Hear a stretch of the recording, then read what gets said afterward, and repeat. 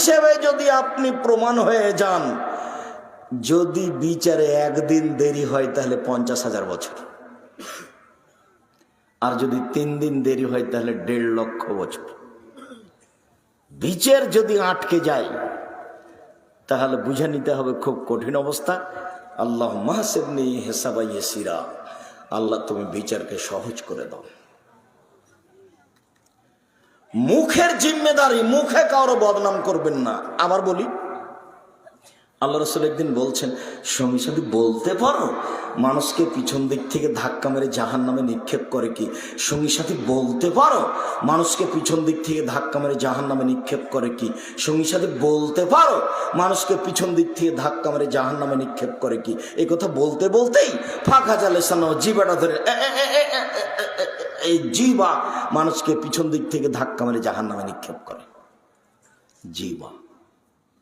একদিন আল্লাহ রাসূল বলছেন, এক সাহাবী বলছেন, আল্লাহর নবী জাহান্নাম থেকে বাঁচার কি পথ বলেন তো দেখি, কি করলে জাহান্নাম থেকে বেঁচে যাব বলেন দেখি, বলেন। হ্যাঁ, 3টা কাজ করো জাহান্নাম থেকে বেঁচে যাওয়া। 1, মুখখান বন্ধ রাখো, মুখ খুলিও না, মানে ভালো কথা ছাড়া খোলা যাবে না। 2, বাড়িতে থাকো, জরুরি প্রয়োজন ছাড়া বাইরে বের হবেন না, কাজ শেষ হয়ে গেছে চলে আসবেন। আড্ডা পিটা চিরদিনের জন্য আরাম। 3, পাপের জন্য কাঁদো, জান্নাত হবে। এই ছেলে বলো তো 3টে কি কি? মুখ বন্ধ রাখা, 2, বাড়িতে থাকা, 3, পাপের জন্য কাঁদা। একদিন রাসূল সাল্লাল্লাহু আলাইহি ওয়াসাল্লাম বলছেন, কাইফা বিকুম আবে জামানিন, তোমাদের কি হবে, যুগের কি হবে, তোমাদের কি হবে, যুগের কি হবে। এই যে উবকি তুমি হোসালাতে মিনান নাস, যখন তোমরা থাকবে আগাছার মাঝে, সবাই যখন হবে আগাছা, কেউ মানুষ থাকবে না, পশু প্রাণী গরু ছাগলের মতো সবাই একজন আরেকজনের বিরোধিতা করবে, মারামারি করবে, মসজিদে মারামারি, মাদ্রাসাতে মারামারি, রাস্তাঘাটে মারামারি, যেখানে সেখানে হইচই। সেদিন তোমাদের কি হবে, যুগের কি হবে, তোমাদের কি হবে, যুগের কি হবে। তখন আল্লাহ রাসূল বলছেন, বলেন কি করতে হবে বলেন। এবার দেখেন উত্তর, বলেন কি করতে হবে। 1, মুখ বন্ধ রাখা, 2, বাড়িতে থাকো, 3, শুধু ভালোটা নিবা, খারাপটা ছেড়ে দিবা। 3টে। তখন একজন সাহাবী বলছেন, আল্লাহর নবী আপনি যে বাড়িতে থাকতে বলছেন, সমাজে তো খুব মারামারি, তা আমাকে কেউ যদি ঘরে এসে মেরে যায় তাহলে কি করব? বাড়িতে থাকলাম। এবার কথা বোঝা জানি মনে হয়। আপনার কথা আমি মেনে নিলাম, বাড়িতে থাকলাম, বাইরে গেলাম না, তো শত্রু যদি এসে বাড়িতে মেরে যায় তাহলে কি করব? তখন আল্লাহ রাসূল বলছেন, তুমি তাহলে আদমের 2 ছেলের ভালোটার মতো হয়েও। বলেন তো দেখি এটা কি হলো? কাবিল বলল হাবিলকে যে তোকে মারবো, তখন হাবিল বলল না যে তোকে মারবো, তখন হাবিল বলল যে তুমি মারো মারো, আমি মারবো না। বিচারের মাঠে আমার পাপ আর তোমার পাপ তুমি নিয়ে উঠিও। কাবিল বলল তোকে মারবো, তখন হাবিল কথা বলল না যে তোকে মারবো, এ কথা বলল না। হাবিল বলল যে তুমি মারো মারো, আমি তোমাকে মারবো না। তো আল্লাহ নবী বললেন যে বাড়িতে এসে যদি তোমাকে কেউ মেরে যায় তাহলে, সাহাবী বললেন যে বাড়িতে এসে যদি আমাকে মেরে যায় তাহলে আমি কি করব? তখন আল্লাহ রাসূল কি উত্তরে বললেন বলেন তো দেখি। না না না না, আদম আলাইহিস সালামের 2 ছেলের ভালোটার মতো হয়েও। উত্তর মনে থাকবে না মনে হয়। আল্লাহ নবী বলেন বাড়িতে থাকো, তো সাহাবী বলেন বাড়িতে থাকলাম, তারপরে এসে যদি মেরে যায় তাহলে কি করব? তখন উত্তরে বললেন যে আদমের 2 ছেলের ভালোটার মতো হও। তো এবার আমাকে জানতে হবে আদমের 2 ছেলের ভালো কেটা, কিভাবে? ও তো একাধিক দিন কুরবানির সময় শুনেছেন কাবিল বলছে হাবিলকে তোকে মারবো রে। তখন হাবিল কি বলল? তুমি মারো মারো, আমি মারবো না। এবার দোকানে বসেছিল 3 জনে, একজন কথা প্রসঙ্গে লেগে গেছে, তোকে উঠে তোকে পিটাতে চাচ্ছে, তোকে তো দাঁত খুলে দিব। এবার তুমি কি করবে?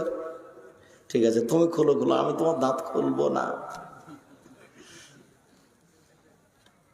তাহলে ভালো বৈশিষ্ট্য হলো এবার জান্নাতের মাঝামাঝিতে জান্নাতুল ফেরদাউস পেয়ে যাব। কে নিয়ে দিবেন আমাকে? মুহাম্মদ সাল্লাল্লাহু আলাইহি সাল্লাম। সবচেয়ে বিপজ্জনক বস্তু জিহ্বা। একটু উলট পালট হয়ে গেলে আপনাকে একবারে ইহকাল পরকাল সব গায়েব করে দিবে। এইবার সাহাবী জিজ্ঞাসা করছেন আল্লাহর নবী, মানুষের জীবনে সবচেয়ে দামি সম্পদ কি, যেটা সঞ্চয় করে রাখে মানুষ? বলেন তো সবচেয়ে দামি সম্পদ কি? আল্লাহ নবী বলেন তো সবচেয়ে দামি সম্পদ কি? এবার দেখেন আল্লাহ রাসূল বলছেন আফজালহু, সবচেয়ে দামি সম্পদ লেসানুন জাকির, ওই জিহ্বা, যে জিহ্বা তাসবিহ তাহলিল জিকির আজকার করতে পারে, সুবহানাল্লাহ, আলহামদুলিল্লাহ, আল্লাহু আকবার, আস্তাগফিরুল্লাহ বলতে পারে।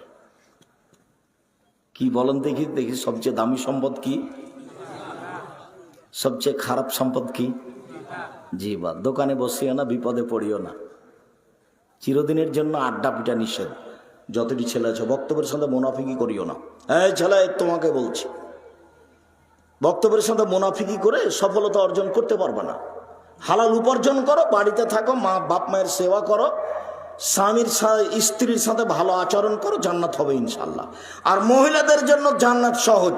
যদিও আল্লাহ নবী বলেছেন জাহান্নাম বলতে নারী আর নারী, জাহান্নাম বলতে নারী আর নারী, জাহান্নামের অধিকাংশই নারী, জাহান্নাম বলতেই নারী।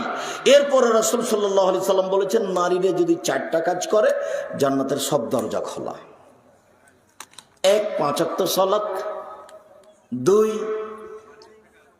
রমজান মাসের সিয়াম রোজা, 3 স্বামীকে মেনে চলা। আমার ভাইজান আব্দুল হাকিম সাহেব বলছেন যে আমার নাতি নাতনিরা বলে তিতা লাগলেও মিঠা লাগলেও স্বামীকে মানতে হবে। মানে বক্তব্যে আছে যে 4 স্বামীকে মেনে চলা, তিতা লাগলেও মানতে হবে, মিঠা লাগলেও মানতে হবে। যদিচ স্বামীর অনেক কথা খুব খারাপ লাগছে, মুখ খারাপ, দিনরাত গালি দেয়, এরপরেও তাকে মেনেই চলতে হবে, এই কথাই ঠিক।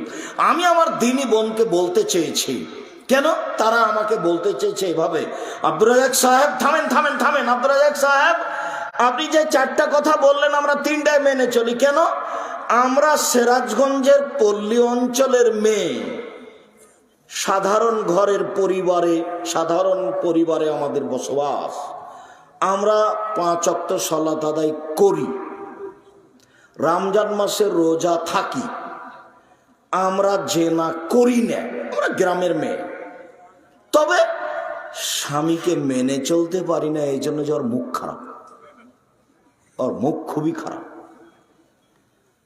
উঠতে বসতে গালি দেয়, আর বিশাল মোবাইল আছে, খালি ল্যাংটা মেয়ে দেখে। এগুলো আমি সহ্য করতে পারি না, যার কারণে আমি ওর সাথে কথাই বলি না। মেয়েকে বলি তোর বাপকে খাবার দিয়ে আস, বৌমাকে বলি তোমার শ্বশুরকে খাবার দিয়ে আস। ঠেলাই পড়ে যদি কোনো সময় আমি 1 গ্লাস পানি দেওয়া লাগে আমাকে, তাহলে আমি গ্লাসটা নিয়ে সামনের দিকে ঠ্যাকঠাস করে দিকে চলে যাই। আমাকে ওকে সহ্যই করতে পারি না আমি। আপনার সাথে আমি একমত, আপনি আমার দিনী বোন, আপনার স্বামীর মুখ খারাপ, এ কথাই ঠিক। তারপরে আপনাকে আমি অনুরোধ করছি আপনি আপনার স্বামীকে মেনেই চলেন, ভালো হবে। একজন মহিলা রাসূলের কাছে এসে প্রয়োজনীয় কথা বলে চলে যাচ্ছে, তখন আল্লাহ রাসূল বলছেন এই শোনো শোনো শোনো শোনো, তোমার স্বামী আছে? জি আছে। তুমি তার কাছে কেমন? আমি চেষ্টা করি।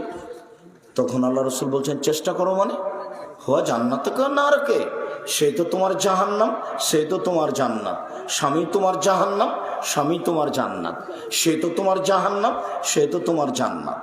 অতএব আপনাকে আমি অনুরোধ জানাচ্ছি আপনি স্বামীকে মেনে চলেন। শেষ পর্যন্ত যদি নাই হয় তাহলে খোলা তালাক করে সংসার ভিন্ন করে নেন। এইভাবে জাহান্নামের পথ খোলার চেষ্টা করিয়েন না, ঝুলন্ত নিজেকে রাখেন না। বলছিলাম সম্মানিত দিনী ভাই বোন, মানুষ যদি 2টা জিনিসের জিম্মেদারি নিতে পারে তাহলে আল্লাহর নবী তাকে জান্নাতে নিয়ে যাবেন। উবাদা ইবনে সামিত রাদিয়াল্লাহু তাআলা আনহু বলেন, এই ছেলে দেখো তো ওই যে তিনজন হাঁটছে, ওরা কি তোমরা যারা দায়িত্ব পালন করছো?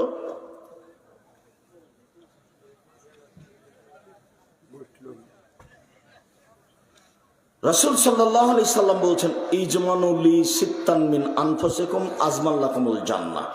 পৃথিবীর মানুষ 6টা কাজ করো, আমি তোমাদেরকে জান্নাতে নিয়ে যাব। 6টা তোমাদের, একটা আমার। এক, উসদুকু ইযা হাদাসতুম, কথা বললে সত্য কথা বলো। 2, অফ হয়ে যাও ওয়াদতুম, মানুষের সাথে ওয়াদা করলে পূর্ণ করো। 3, অদ্বয়ে যাও উতুমেন্তুম, চেয়ারম্যান, মেম্বার, এমপি, মন্ত্রী, গ্রামের সর্দার, মসজিদের সভাপতি, জনগণের টাকা পয়সা জমা থাকলে সময় দিয়ে দাও।